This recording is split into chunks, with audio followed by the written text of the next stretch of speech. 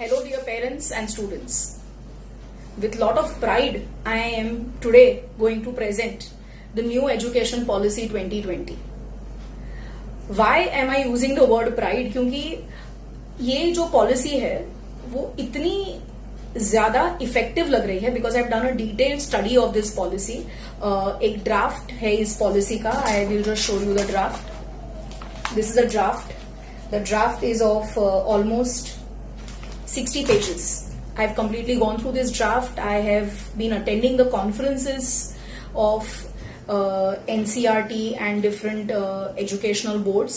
And after this, I thought that now I am completely prepared to present this entire policy to the parents and students. After listening to this video, in case if you have any doubts or if you have any queries, you can please write it in the comment section, or if you are seeing this video through Instagram, you can DM me or any doubts.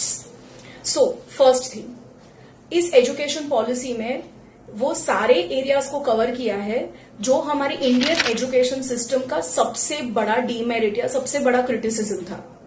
So in this video, I'm going to present the highlights of this education policy as a stakeholder, as a parent, student, or probably as a teacher, or you are a stakeholder of this education industry. This video will help you in building your opinion and taking the decisions. सबसे पहला जो change आया है वो change ये है कि हमारे पूरे एजुकेशन सिस्टम को एक ग्लोबल स्टैंडर्ड्स के साथ अलाइन करने की कोशिश की गई है. हमारे इंडियन एजुकेशन सिस्टम को ग्लोबल एजुकेशन सिस्टम के साथ अलाइन करने की कोशिश की गई है. I give you a very small example. जब हमारे यहां से बच्चे बैचलर्स करके बाहर की कंट्री में मास्टर्स करने जाते हैं तो हमेशा उनको 1 साल का गैप पड़ता है, क्योंकि in western countries like I am talking about America, Europe and all these countries, bachelors degree is of 4 years and in India the bachelor degree is of 3 years. तो ये एक बहुत बड़ा लिमिटेशन है, राइट? जैसे कि आप कोई भी बाहर की कंट्री में जाएंगे, मतलब I am talking about first world countries, so their children are given multidisciplinary platform to choose the subject, right? जो इंडिया में नहीं होता है. सपोज कि आज मुझे फिजिक्स करना है और फिजिक्स के साथ मैं साइकोलॉजी करना चाहती हूं तो मुझे ज्यादातर बोर्ड्स वो अलाउ नहीं करते हैं. तो ये सारे एरियाज को कंप्लीटली एलिमिनेट किया गया है. So in my coming video I am going to discuss all these things. So first change and the major change that has come in our education system is 10+2 को completely निकाल दिया गया है और अब 10+2 की जगह पे it is 5+3+3+4, right? So when I से 5 will include nursery, junior KG, senior KG, first, second. This is 5. उसके बाद में class 3, 4, 5 another 3 years, 6, 7, 8 another 3 years, and then 9, 10, 11, 12 is 4. इस तरह से पूरा चेंज आया है. पहले after class 10 I had to choose the stream. मतलब मुझे या तो अपने आप को साइंस में फिट करना है, कॉमर्स में फिट करना है, या ह्यूमैनिटीज में फिट करना है.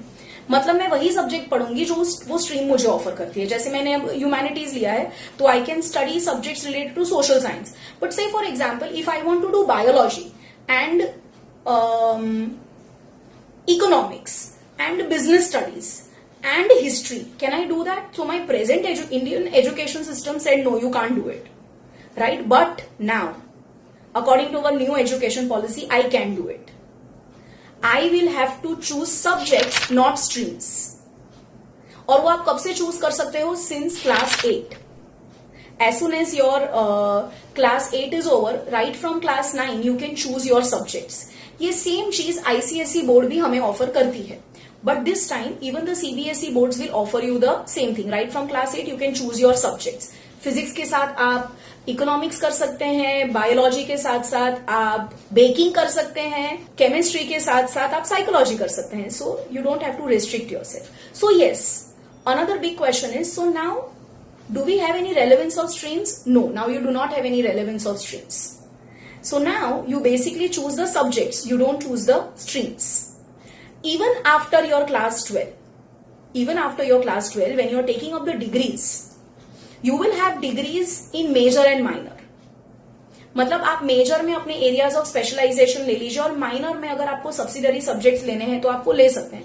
जैसे मुझे मेजर इकोनॉमिक्स में करना है और माइनर में मुझे साइकोलॉजी लेना है तो वो मैं मेरी डिग्री कोर्सेज में कर सकती हूँ। दूसरा सबसे इंपॉर्टेंट चेंज आया है वो ये है कि till class 5 education will be imparted in local languages. ये जो एरिया है वो बहुत बड़ा एरिया ऑफ क्रिटिसिज्म है। काफी सारी पॉलिटिकल पार्टीज ने, काफी सारे एजुकेशनलिस्ट ने, बहुत सारे लोगों ने इस एरिया को बहुत स्ट्रांगली क्रिटिसाइज किया है। मैं उन्हें बहुत स्ट्रांगली कहूंगी कि please read the policy very carefully.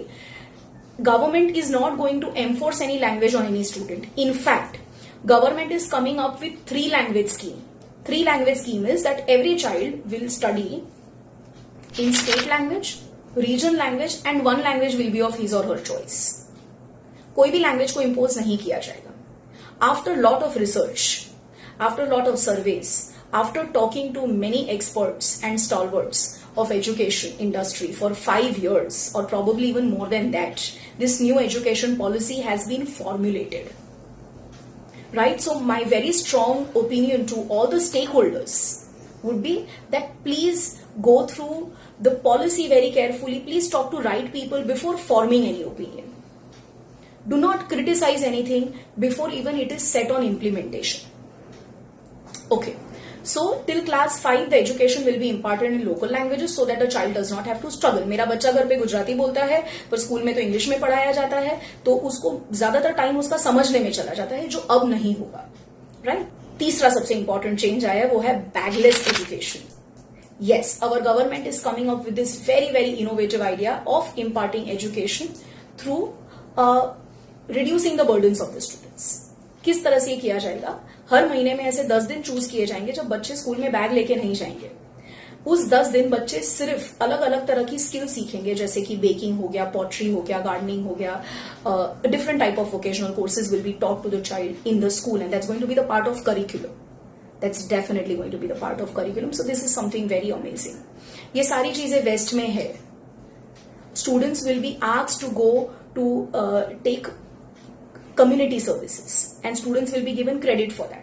और ये सारी चीजें अलग अलग स्कीम्स के थ्रू हो रही हैं. जैसे एक भारत श्रेष्ठ भारत करके एक स्कीम है जिसके थ्रू बच्चों को कम्युनिटी सर्विसेज करवाई जाएंगी at school level, you know. और and there are quite a few people, you know, who are criticising this as if child labour is going to be motivated through this. This is all bullshit. You should not listen to all these things. It's not child labor. We are trying to make our present youth very sensitive and take them to the root levels of our society by introducing vocational training and community services. Then very important change that has come is that we are also going to make sure that students become very modern, they become very creative, they become very critical as far as the understanding of the curriculum is there. But at the same time, they should be rooted to their tradition, to their country. I'm sure काफी बार हम लोग ये, you must have come across, even I have come across it, our children are not very proud of our country because they know very little about our country. Our literature, our richness of the country, our heritage is dying because our local languages are dying. Through this education policy, there is going to be a reboot of traditional languages like Sanskrit, Pali, Magdi, Ardha-Magdi. All these languages will be given their own importance so that our children do not forget the richness of the country and they feel very proud about their country. These all things are going to be done through the curriculum. हम हमेशा ये बातें discuss करते थे, debate करते थे और हमारी न्यू एजुकेशन पॉलिसी ये चीजों को लेकर आई है. उसके बाद में बात करते हैं हायर एजुकेशन की. हायर एजुकेशन के अंदर भी काफी चेंजेस आए हैं. पहला चेंज जो आया है वो ये है कि एक्सेप्ट लॉ एंड मेडिकल, बाकी सारी जो एंट्रेंस एग्जाम्स थी, जैसे मैं कॉमर्स के बच्चों की बात करती हूँ, उनको काफी सारी एंट्रेंस एग्जाम्स देनी पड़ती थी आफ्टर क्लास 12. जैसे कि उनको नरसिंह मुंजी की अलग एंट्रेंस एग्जाम होगी, जेवियर्स की अलग एंट्रेंस एग्जाम होगी, दिल्ली यूनिवर्सिटी की अलग. Every colleges and universities have their own entrance exams. So now students will only and only have to give one entrance exam. आप किसी भी कॉलेज में एडमिशन लेना चाहते हैं, आप सिर्फ एक एंट्रेंस एग्जाम देंगे. ओके, एक दूसरा सबसे बड़ा कंफ्यूजन रहा है. पेरेंट्स आर आस्किंग मी कि मैम क्या होगा, 10th और 12th बोर्ड रहेगा? बिल्कुल 10th और 12th बोर्ड रहेगा, पर 10th और 12th बोर्ड एग्जाम की जो इंपॉर्टेंस है उसको काफी कम कर दी जाएगी. उसके एग्जामिनेशन पैटर्न को काफी चेंज कर दिया जाएगा.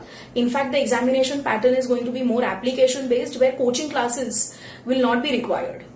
Right? So definitely yes, the ones who are running coaching classes, उनके लिए if you really want to be in the market, you really need to be very innovative and you really need to change the entire ball game of doing the business. I think so that's also going to be applicable for schools, right? We all will have to change our business models if we want to be in this industry, if we want to be in this system for a very long period of time.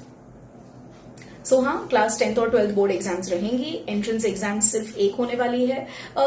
इसका एक दूसरा example मैं दे सकती हूँ. जैसे अगर आप US में जाना चाहते हैं और 12th के बाद अगर बच्चा कॉलेज में जाना चाहता है, वो एक ही एंट्रेंस एग्जाम देता है, एसएटी, राइट? उसी तरह से इंडिया में होने वाला है कि अब सिर्फ एक एंट्रेंस एग्जाम होगी. बट हाँ, this is not applicable for law and medical. Law and medical की तो एज इट इज एक ही एंट्रेंस एग्जाम है. जैसे अगर आपको किसी भी लॉ कॉलेज में जाना है, you have to give CLAT. अगर आप मेडिकल में जाना चाहते हो तो एनईटी है, right? So these are few highlights of our education policy 2020. Apart from these, there are few other areas which I would like to touch, which is applicable for graduation. जैसे कि पहले graduation 3 साल का था, अब graduation 4 साल का हो गया है और मल्टीपल एग्जिट ऑप्शंस हैं. मतलब आज अगर मैं 4 साल के लिए किसी भी कोर्स के लिए एनरोल हो जाता हूं तो क्या मैं वहां पे फंस गया हूं 4 साल के लिए? नहीं. अगर आप 1 साल के बाद भी एग्जिट करना चाहते हैं तो आपको डिप्लोमा डिग्री मिल जाएगी. आप 2 साल के बाद एग्जिट करना चाहते हैं तो आपको सर्टिफिकेट मिल जाएगा. आप 3 साल के बाद एग्जिट करना चाहते हैं तो you will get a degree of 3 years. और अगर आप 4 साल के बाद तो perfect, you get a complete degree, right?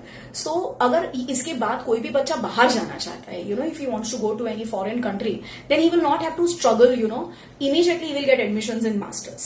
ये एक ऑब्जेक्टिव है. दूसरा, मास्टर्स डिग्री जो पहले 2 साल की थी वो अब सिर्फ 1 साल की हो गई है. अगर आपने डिग्री 3 साल की होगी तो आपको मास्टर्स 2 साल करना पड़ेगा. पर अगर आपने फुल फ्लेज 4 साल की डिग्री की है ग्रेजुएशन की, तो आपको मास्टर्स के लिए सिर्फ 1 साल ही देना पड़ेगा. Very important part of this education policy is how this education policy has made sure that the brain drain from the country stops. More than 100 campuses have been given permission to set up their premises or their campuses in India. तो आज बच्चों को economics करने के लिए अगर Purdue जाना है तो जाने की जरूरत नहीं है. शायद अगले कुछ सालों में आप देखेंगे पर्ड्यू यूनिवर्सिटी का कैंपस अपने इंडिया में ही होगा. अगर आप कैम्ब्रिज में, ऑक्सफोर्ड में पढ़ने का ड्रीम रखते हैं तो you don't have to spend so much money there और you don't have to go away from your family. Probably it will be all there in India. So these are few changes that has come in our education policy 2020 to make sure that our youth remains in our country, our heritage of the country is given its due respect. Children of our country are given more confidence about the education, because it is very often felt that our children are not very confident about their education because they feel that it is not employable. Right? So now this is going to be completely taken care. हमारा पूरा curriculum इस तरह से अब design होगा कि ये employable बने, बच्चों को इंफॉर्मेशन के साथ साथ स्किल बिल्डिंग भी आए. ये सारी चीजें हमारी एजुकेशन पॉलिसी के अंदर करिकुलम के थ्रू इनकॉर्पोरेट होंगी.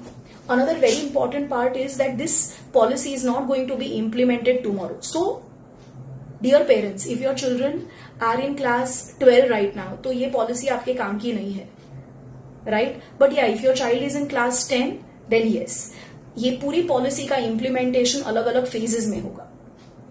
या first phase implementation is going to be in 2022. First phase implementation, जैसे कि हम कॉमन एंट्रेंस की बात कर रहे हैं, राइट? कि कॉमर्स के बच्चों के लिए एक ही एंट्रेंस एग्जाम होगी. बात की जा रही है कि 2022 में इसका इम्प्लीमेंटेशन हो सकता है, right? So yes, overnight implementation नहीं होने वाला. इसकी इम्प्लीमेंटेशन ऐसे पॉलिसी में लिखा गया है, जो मैंने पढ़ा था, कि बाय 2030-40, मतलब इन 2030 और by 2040 this entire policy will be in implementation stage. मतलब by 2040 you will see that everything that is mentioned in the policy is working. After that, there will be regular reviews, there will be regular appraisals to make sure कि क्या changes करने हैं, क्या changes नहीं करने हैं. काफी सारे criticisms है, काफी सारे concerns हैं इस policy को लेके. मैं अपने नेक्स्ट वीडियो में इन कंसर्न्स को भी शेयर करूंगी आपके साथ, और इसको लेकर एज एन एजुकेशनलिस्ट मेरे क्या सोल्यूशंस है, what solutions am I offering, I am also going to share that. Evaluation systems of our schools, evaluation systems of our education highly criticized because यहाँ पे बच्चों का ना इंटेलिजेंस चेक किया जाता है, ना यहाँ पे बच्चों की क्रिटिकल थिंकिंग को चेक किया जाता है. तो क्या हमारी एजुकेशन पॉलिसी इवैल्यूएशन सिस्टम को चेंज कर पाई है? तो बिल्कुल हाँ. They have come up with such a wonderful evaluation system. मैं आपको इसका सिर्फ एक जिस्ट बता दूंगी. ये इवैल्यूएशन सिस्टम जो होगा वो 3 लेयर्स वाला होगा. एक इवैल्यूएशन बच्चा खुद अपना करेगा, दूसरा उसके पीयर्स उसका करेंगे, और तीसरा टीचर उसका करेगा. So now evaluation system is not going to be school dominated, it's going to be in 3 phases. So it's very beautiful, it's very constructive. बच्चे को अपना एक ओवरऑल पिक्चर, एक होलिस्टिक पर्सपेक्टिव मिलेगा. Apart from that, our curriculum is going to have lot of scope of creativity, criticality and analytical skills. तो ये सारी चीजें हमारी एग्जामिनेशन सिस्टम में चेक होंगी, जो पहले नहीं होती थी. You have any doubts, you have any queries, please feel free. One more thing that I would like to say, that our education is now going to get 6% of the GDP, which was earlier just 3%. So this is a very, very constructive change that our present government has brought. Generally, all the developed nations, first world countries, spend more than 6% in their education. That's the reason why they see such a beautiful foundation pillars. But yeah, our country has started the first step by investing 6% of the GDP in education. Now let's see, let's be hopeful, let's be optimistic, and let's be constructive in giving our opinions and our suggestions. Thank you. Purvi.